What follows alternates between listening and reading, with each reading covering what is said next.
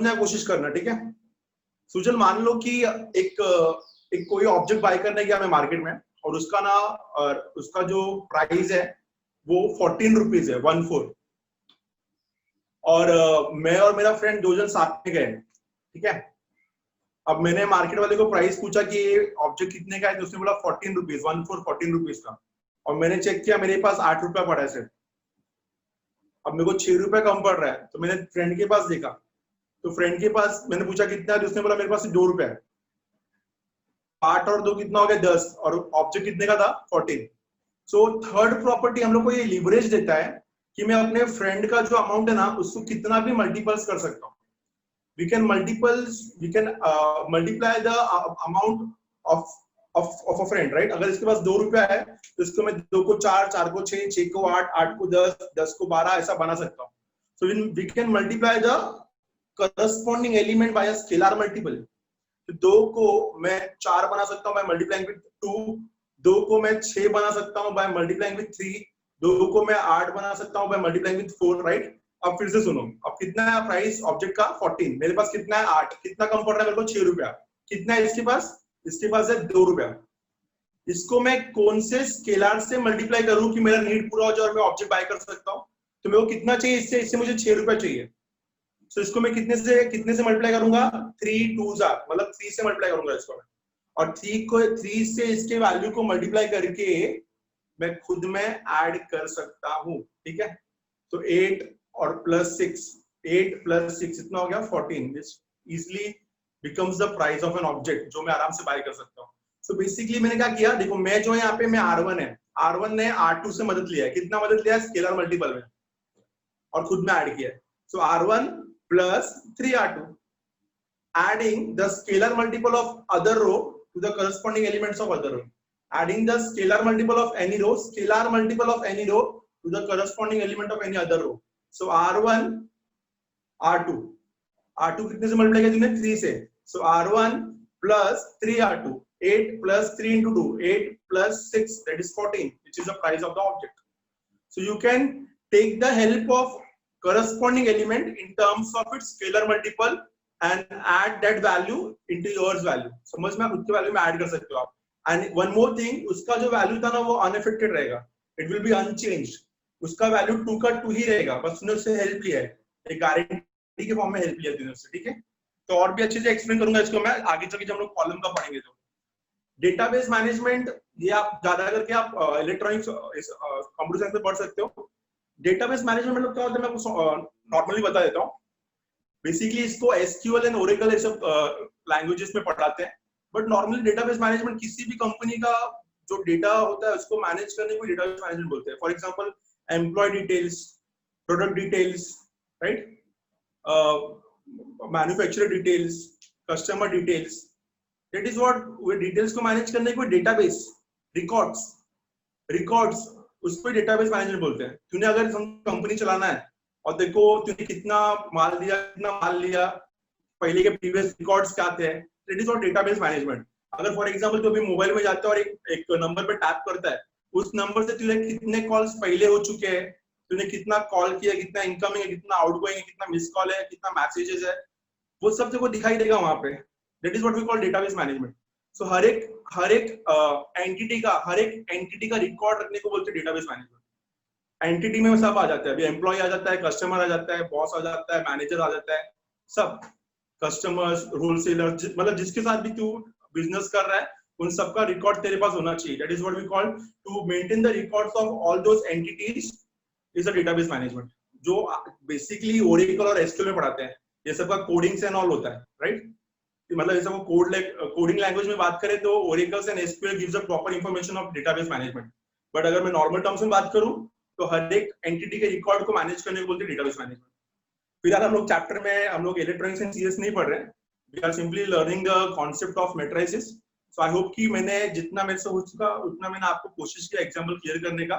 तो मैंने 3 प्रॉपर्टीज पहले पढ़ा दिया था आपको, एक बार मैं तीनों प्रॉपर्टीज को रीड आउट कर देता हूँ। पहला प्रॉपर्टी क्या था? Interchanging any 2 rows, RI interchange with RJ। दूसरा क्या था? Multiplying the elements of any row by a non zero scalar, किसी भी रो को तो किसी भी नंबर से मल्टीप्लाई कर सकता है पूरे रो को। और तीसरा adding the scalar multiple of any row to the corresponding element of any other row. किसी भी corresponding row को scalar multiple से multiply करके खुद में add कर सकता है बिना उसको खबर किए, मतलब बिना उसका value change किए. So we will see the same operations in column now. यही same operation हम लोग column में देखेंगे. So we will move to fourth one. I hope you all remember that elementary transformation consists of 6 basic operations. 3 are due to rows and 3 are due to columns. So far we studied with 3 operations based on rows. Now we will move to columns. So now we will learn 3 operations due to columns. Row का तो पढ़ लिया हमने, अब column का पढ़ना बाकी है. तो 3 due to columns. Now fourth one पे आते हैं यहाँ पे. फोर्थ वन, जो आपने रो में किया ना वही आप कॉलम में करोगे गाइस. बस फर्क इतना ही है कि उसका नोटेशन चेंज हो जाएगा, आर आई के बजाय सी आई आएगा अभी. सो गाइस क्या करेंगे फोर्थ में? फोर्थ रहेगा आपका interchanging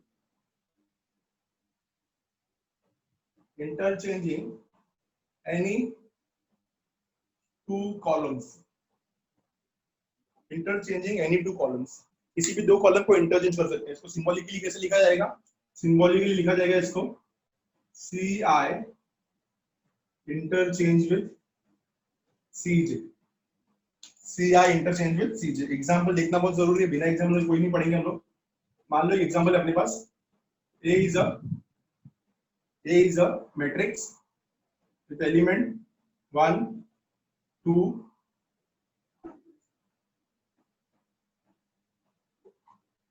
A is a matrix with element 1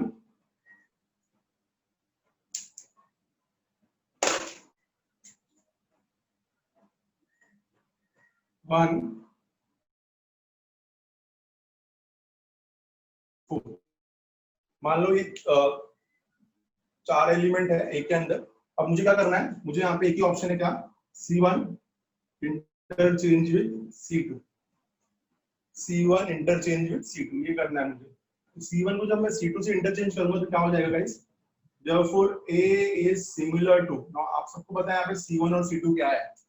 ये जो पर्टिकुलर रो, देखो कॉलम हॉरिजॉन्टल होता है और वर्टिकल जो होता है, हॉरिजॉन्टल जो होता है उसको रो बोलते हैं. तो ये रो 1 है, ये रो 2 है, और कॉलम जो होता है वो वर्टिकल होता है. ये कॉलम 1 है और ये कॉलम 2 है.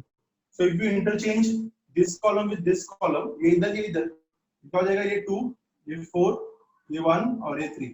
तो जो हमने रो में किया वही हम लोग कॉलम में परफॉर्म कर रहे हैं. फर्क इतना ही था कि वहां पे रो 1 इंटरचेंज विद रो 2 हुआ था, इधर पे कॉलम 1 इंटरचेंज विद कॉलम 2 होगा.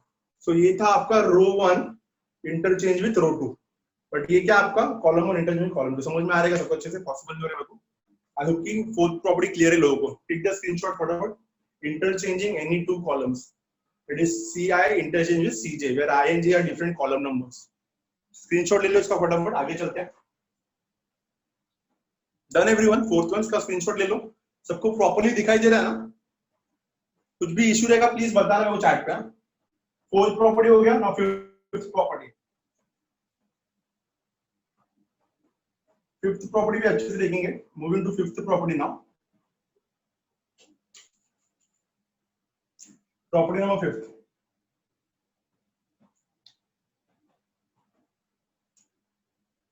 एक minute.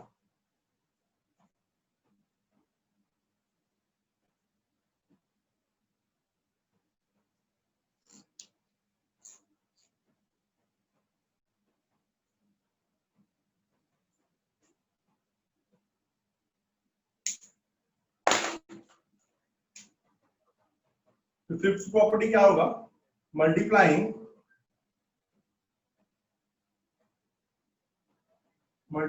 the elements of any row, multiplying the elements of any row. ये था आपका सेकेंड प्रॉपर्टी. एनी रो, मैं कॉलम बोलूंगा. Multiply elements of any column, multiplying the elements of any column by a non-zero scalar.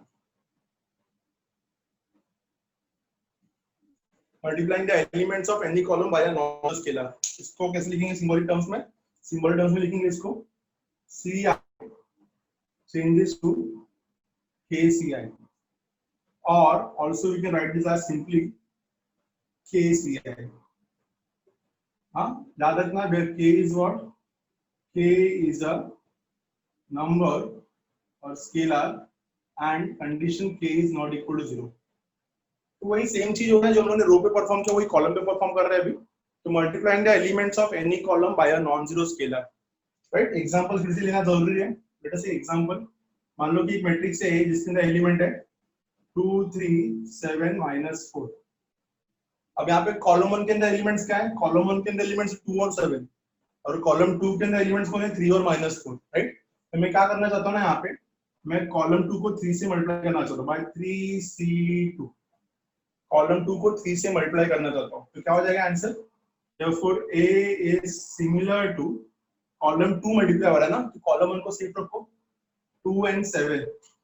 Column 2 को 3 से multiply करो, 3 3 ये column 2 है ना, ये कॉलम 2 है, 3 3 9, 4 into -3 is -12. This is a change we can apply while performing elementary transformation. So multiplying the elements of any column by a non-zero scalar, right? Fine. Multiplying the elements of any column by a non-zero scalar. I hope कि लोगों को ये दोनों property बहुत अच्छे समझ में आ गया. ठीक है, आगे मूव करते हैं हम लोग. सुजल समझा आपको ये? सुजल प्रॉपर्टी नंबर 5 समझ में आया? Sujal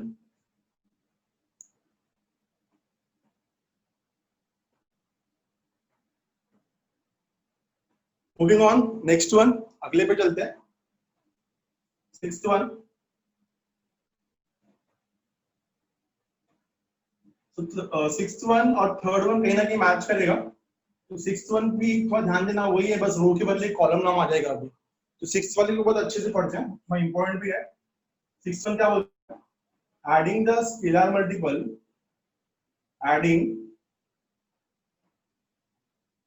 adding the scalar multiple, adding the scalar multiples of any, adding the scalar multiples of any column to the corresponding element of any other column, to the corresponding element, to the corresponding element of any other column. मतलब एक column दूसरे column से scalar multiples में उधार लेके खुद में add कर सकता है. एक कॉलम दूसरे कॉलम से स्केलर मल्टीपल में उधार लेके खुद में ऐड कर सकता है. एक कॉलम दूसरे कॉलम से स्केलर मल्टीपल में उधार लेके खुद में ऐड कर सकता है. तो इसको हम लोग सिंबॉलिकली कैसे लिखेंगे? ci changes to ci plus kcj. K is a scalar again. इसका भी एग्जांपल लेना होगा. इसमें 2 एग्जांपल लूंगा मैं, एक मैं करूंगा, एक आप लोग करोगे. तो मान लीजिए पहला मैंने मैट्रिक्स ले लेना है यहाँ पे. So A is a matrix with element 1 2 3 -1 2 4 -3 1 7. Okay. Now count the elements inside the matrix 3 cross 3. 9 elements are there. Elements in column 1 are 1 -1 -3. Elements in column 2 are 2 2 1. Elements in column 3 are 3 4 7. So we got so and so elements in the respective columns. Now what are the operations we are going to perform? The first thing, change C1 plus 2C2. ये वाला मैं कर रहा हूँ. C1 plus 2C2 का मैं perform करूंगा और आपको परफॉर्म करना है. C3 changes to C3 minus C1. एकदम इजी. ठीक है, तो ये वाला मैं कर रहा हूँ, ये आप करके मुझे आंसर दोगे. पहले ये वाला करता हूँ. ठीक है, therefore A is similar to, change कहाँ होगा? चेंज C1 में होगा ना, तो C2 and C3 को सेफ रखो. C2 क्या है तेरा? 2 2 1. C3 क्या है तेरा? 3 4 7. C1 plus 2C2. अब ये C1 है और ये C2 है, ये कॉलम 1 है, कॉलम 2 है. देखो बहुत कंफ्यूजन है ना.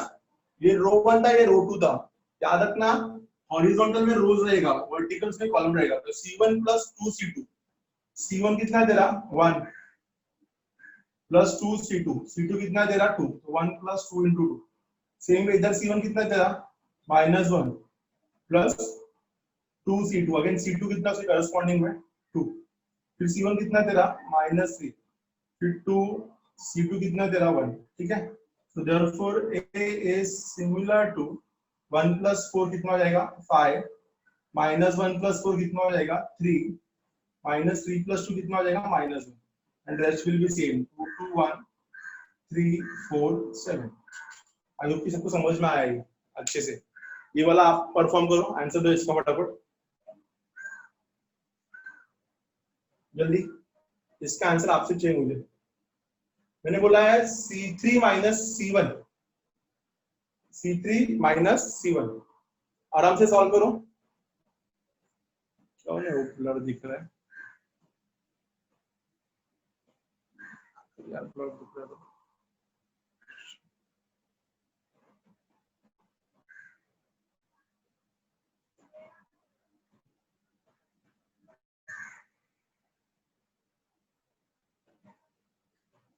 अभी ठीक रहेगा आयुष? अभी देखो बराबर दिख रहेगा। मैं लाइट ऑन कर देता हूँ एक और।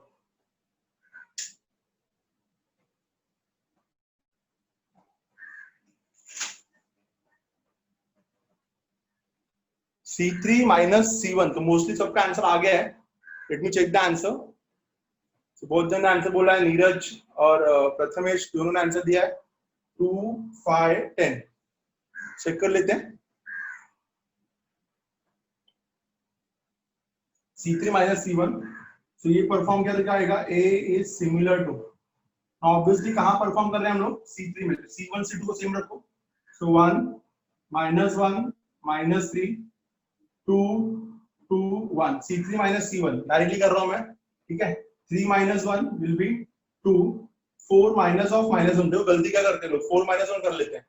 4 minus of -1 will be 4 plus 1 will be 5, 7 minus of -3 will be 7 plus 3 that is 10। तो आपका आंसर परफेक्ट है 2 5 10। So these are the 6 elementary operations that we have to learn to perform the transformation in this chapter. 3 are due to rows and 3 are due to columns. The operation that we are applying in rows are same as that of columns, right? But दोनों में convention का फर्क है। रो में आप RI RJ use करते हो, column में आप CI CJ यूज करते हो। अगर इसको मिक्सअप करके पढ़ा जाए तो तीन ही ऑपरेशन होता है, इंटरचेंजिंग एनी टू रोज और एनी टू कॉलम्स। पहला RI इंटरचेंज विद RJ या तो CI इंटरचेंज विद CJ। दूसरा multiplying the element of any row by a non zero scalar और multiplying the elements of any column by a non zero scalar, KRI या तो KCI। समझ में? Third, adding the scalar multiple of any row to the corresponding element of any other row, RI changes to RI plus KRJ। Second, इसी को दूसरे form में कैसे पढ़ेंगे? Adding the scalar multiple of any column to the corresponding element of any other column। फर्क कितने समझना अच्छे से? अगर ये रो 1 है तो इसको ये दोनों मदद करेंगे, और अगर ये C1 है तो इसको ये दोनों मदद करेंगे। इतना फर्क अच्छे समझ के लेना, बाकी काम तो हम लोग कर ही लेंगे, ठीक है। So now we will move to the sums based on all these properties। देखते हैं वो sums कितना अच्छे सॉल्व करना आता है। जैसे कि मैंने आपको बोला था लास्ट लेक्चर में, क्या अच्छे से रिवाइज कर लेना 11th का थोड़ा बहुत टॉपिक, आगे कंटिन्यू करते हैं, ठीक है। देखते हैं कितना आगे हम लोग अच्छे सम सॉल्व कर सकते हैं। एक स्क्रीनशॉट फास्ट, जिससे कि मैं सम लिख सकूं बोर्ड पे। स्क्रीनशॉट ले लो इसका अच्छे से।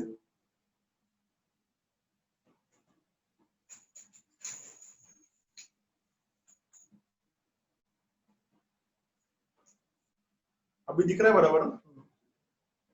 सनलाइट आ रहा था इसलिए शायद शाइन कर रहा था।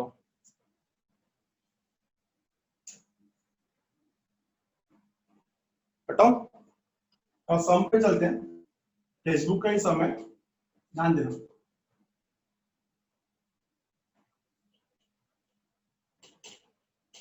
सम आप भी करोगे, हाँ। So be ready with pen and book. आपको ही सम है तो आपको ही करना है।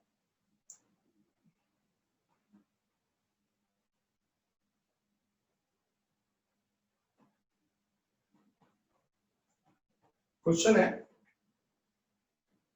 Find the addition, find the addition of two new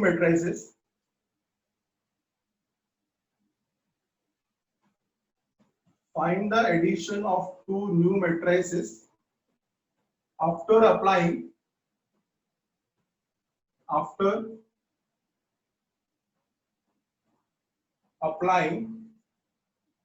respective elementary transformation। Shortcut में लिख रहा हूं गाइस, respective, शॉर्टकट में लिख रहा हूं elementary transformation. after applying respective elementary transformation. Find the addition of two new matrices after applying respective elementary transformation, right? तो क्या है आपका ऑपरेशन? पहला है मैट्रिक्स A जिसके अंदर एलिमेंट्स दिए हैं 1 2 -1 0 1 3. इस पे अप्लाई करना है 2C2. फिर दूसरा मैट्रिक्स दिया है B पे अप्लाई करना है, B मैट्रिक्स दिया है 1 0 2 2 4 5. इस पे अप्लाई करना है -3R1. ये दोनों परफॉर्म करने के बाद यू नीड टू फाइंड, ये दोनों पे ये ट्रांसफॉर्मेशन अप्लाई करने के बाद you have to find the addition of two new matrices. दोनों को ऐड करने के बाद जो नया मैट्रिक्स आएगा ना, उन दोनों को ऐड करना है. Get the answer. A पे अप्लाई करो 2C2, B पे अप्लाई करो -3R1. दोनों से जो नया मैट्रिक्स मिलेगा उन दोनों का एडिशन मांगा है इसमें. Addition and subtraction of two matrix is only possible when they are of same order. दो मैट्रिक्स ऐड और सब्ट्रैक्ट तभी होते हैं जब उन दोनों का ऑर्डर क्या होता है, सेम होता है. तो आई होप कि आप इसका आंसर करके मुझे आंसर बता सकते हो. Get me the final answer fast. I need the final answer from your side. A plus B answer start करते हैं गाइस. सबसे पहले A पे अप्लाई कर लेते हैं, ठीक है.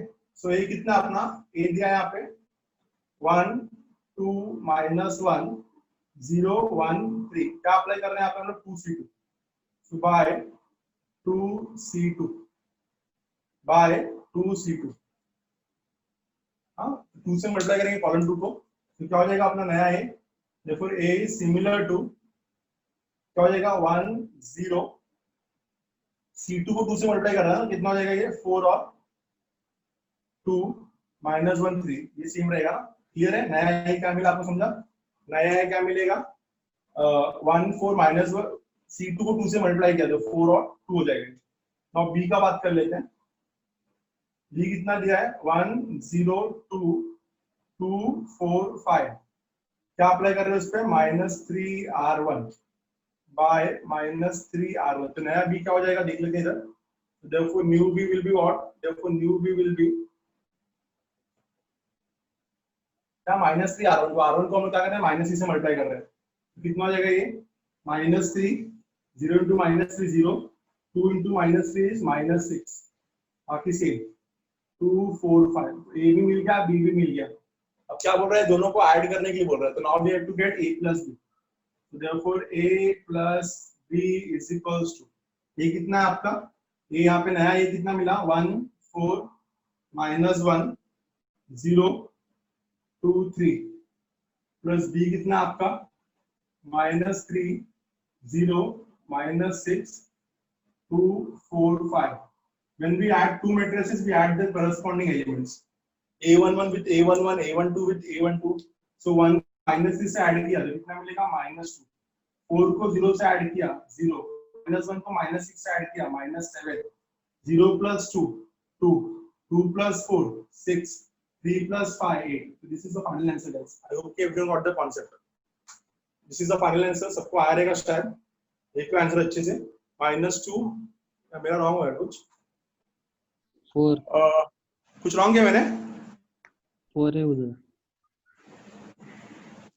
सर 4 आएगा ना. अच्छा मैंने 0 लिखा. सॉरी 4 + 0 4. मैं 4 बोल के 0 लिख दिया. ठीक है अभी राइट है ना. उधर -2 दिख रहा है इधर 2 आएगा ना. 0 + 2 है ना.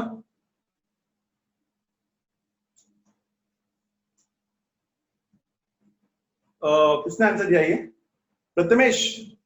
This element will be 2 and you are saying -2. Cross check कर लो. ठीक है तो this is answer. I hope कि चिंदी सम था. कुछ है नहीं सम में कुछ मतलब सिंपल ऑपरेशन अप्लाई करके. अभी आप देख रहे हो ये कौन सा ऑपरेशन है. Operation number 5th one multiplying the elements of any column by a non zero scalar. ये कौन सा ऑपरेशन है. Operation number 2nd multiplying the elements of any row by a non zero scalar. इधर पे column से multiply किया है 5th operation. इधर पे रो से मल्टीप्लाई किया है 2nd operation. So we will move to next sum. Take the screenshot of this sum. Take the screenshot fast. So we can move to the next sum then.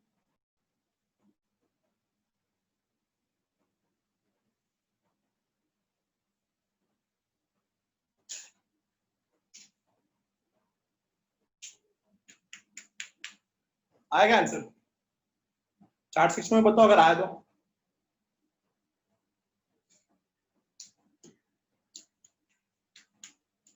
You need to convert this into upper triangular matrix by using proper order. मैं सिखाऊंगा ही no doubt, but मैं चाहता हूं कि आप खुद से भी एफर्ट डालो। अगर किसी को आ गया तो प्लीज मुझे आंसर बताओ।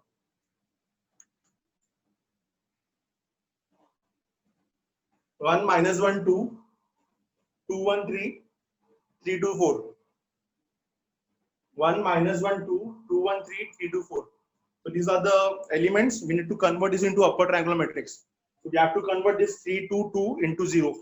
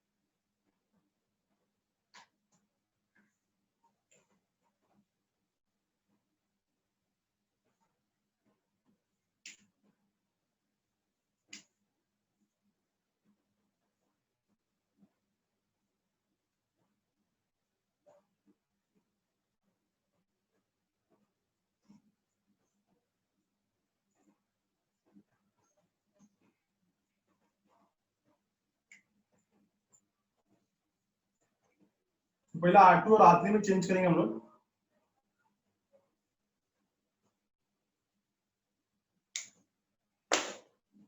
तो पहले R2 में चेंज करते हैं। क्या बनेगा? पहले इस 2 को 0 बनाते हैं और फिर 3 को 0 बनाते हैं साथ में। इन दोनों को 0 बनाने में मदद कौन करेगा? R1, क्योंकि उसके पास 1 है और R1 चेंज नहीं होने वाला है, क्योंकि इन दोनों को 0 बनाना है ना। तो पहले R2 और R3 को चेंज करते हैं। तो कैसे होगा? आपको जस्ट पढ़ाया था मैंने। R2 changes to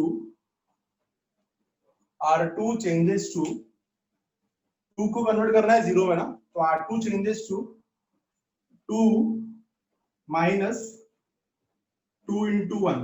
सब बताऊंगा मैं क्या कर रहा हूँ, ठीक है? टाइम दो। एंड फिर 3 को 0 बनाना है। 3 किधर है? R3 में। R3 changes to 3 minus 3 into 1। अब इसका मैं क्या बोलते हैं, पोजीशन डालूंगा रो का। अब ये 2 कहां पे? देखो हमेशा जब R2 चेंजेस टू लिखते हैं तो यहाँ पे भी R2 आना चाहिए, R3 तो यहाँ पे भी R3 आना चाहिए। तो ये 2 किधर है? ये 2 रो 2 में है, तो रो 2। R2 changes to R2 minus 2 R1। ये R1 किसका है? ये R1 1 किसका है? 1 R1 का। सो R2 minus 2 R1। Similarly R3 में आते हैं। R3 changes to 3 minus 3 into 1। तो ये 3 किसका है? ये 3 रो 3 का है। माइनस 3 into 1, ये 1 किसका है? ये 1 रो 1 का है। तो ये दो ऑपरेशन हो गए, दोनों को साइमल्टेनियसली परफॉर्म करेंगे क्योंकि दोनों को मदद करने वाला R1 है और ये R2 को चेंज करेगा और ये R3 को चेंज करेगा। Therefore A is similar to, कहां चेंज हो रहा है? रो 1 में और रो 2 में, सॉरी रो 2 में और रो 3 में, रो 2 में और रो 3 में। तो रो 1 को सेम रखो ना, 1 minus 1 रो 1 सेफ। नाउ रो 2 को चेंज करते हैं। कैलकुलेशन बहुत अच्छा होना चाहिए तुम्हारा, कैलकुलेशन बहुत इंपॉर्टेंट है। रो 2 को चेंज करो, 2 minus 2 into 1 will be 0। then 1 minus 2 R1 कितना है इसका corresponding? -1।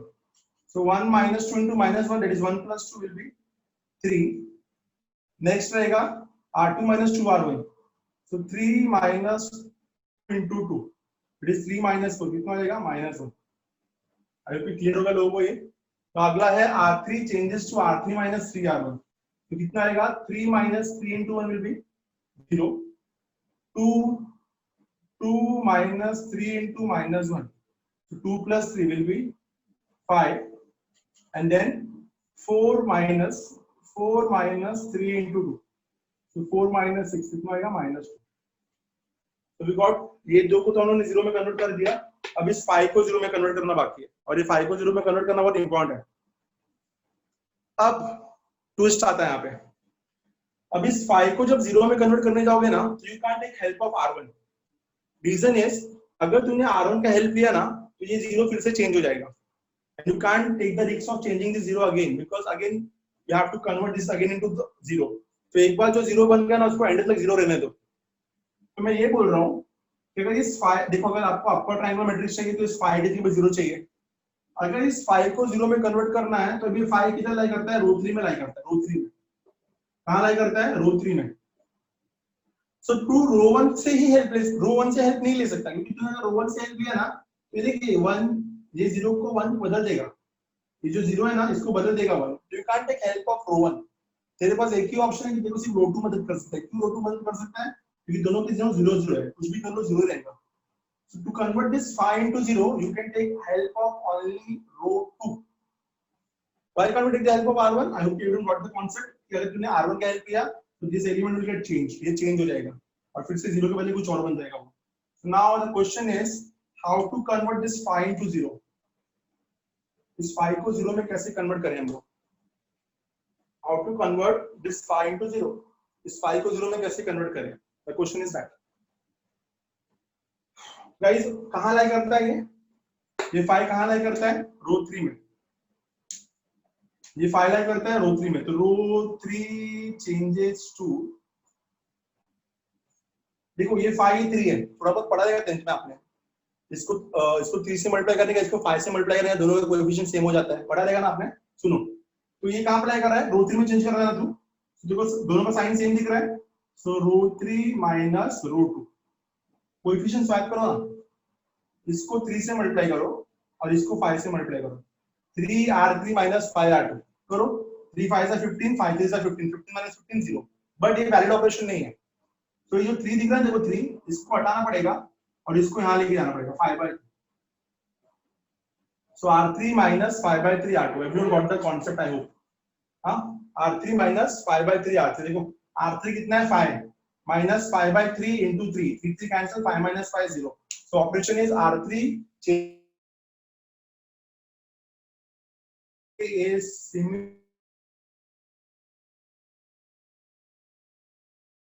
minus 1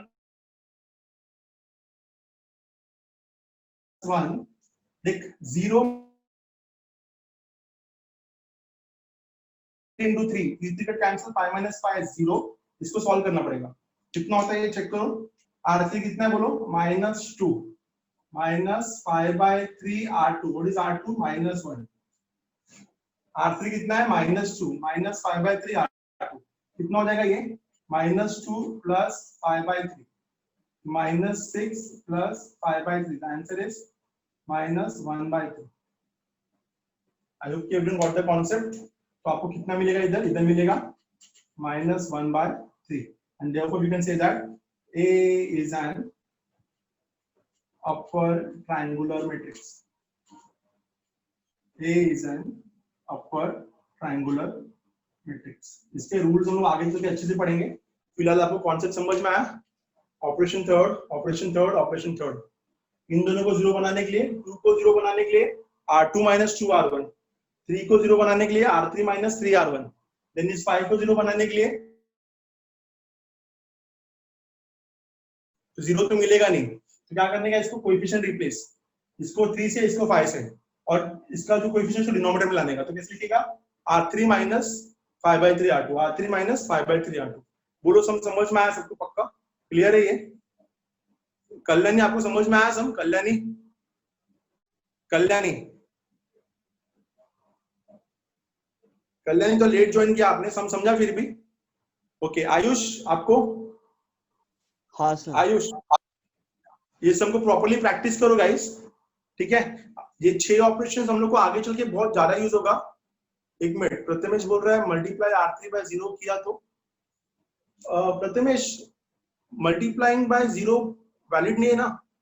multiplying the elements of any row by a non zero scalar, 0 से मल्टीप्लाई किया तो पूरा गेम खत्म हो जाएगा, फिर तो पूरा रूल ही खत्म हो जाएगा। तो हम लोग ने पढ़ा था ऑपरेशन नंबर 2 दैट किसी भी रो को और कॉलम को अगर मल्टीप्लाई करते हो तो नॉन जीरो से मल्टीप्लाई करने का ना, नॉन जीरो से। याद रखना प्रथमेश, ऐसे बहुत एरर्स आएंगे आपको जब आप प्रैक्टिस करोगे ना, तो आप सोचोगे यार ऐसा क्यों नहीं, ऐसा क्यों नहीं, और वही हम लोग को करना है। जब तक आप खुद नहीं करोगे ट्राई, तब तक आपको डाउट्स नहीं क्लियर होगा ऑब्वियसली, ठीक है? सो ये 6 के 6 ऑपरेशंस हम लोग आगे चल के पूरे चैप्टर में यूज करने वाले हैं, जहां जहां पे हम लोग रो ट्रांसफॉर्मेशन और कॉलम ट्रांसफॉर्मेशन परफॉर्म करेंगे। आई होप कि आपको इतना जो सम्स मैंने सिखाया ना, इससे एक्सरसाइज 2.1 तुम्हारा पूरा सॉल्व हो जाएगा। तो try solving exercise 2.1 by your own, और उसमें अगर कोई सम्स नहीं आता है तो मुझे अगले लेक्चर में आप बताना, तो मैं आते उसको सिखाऊंगा, ठीक है।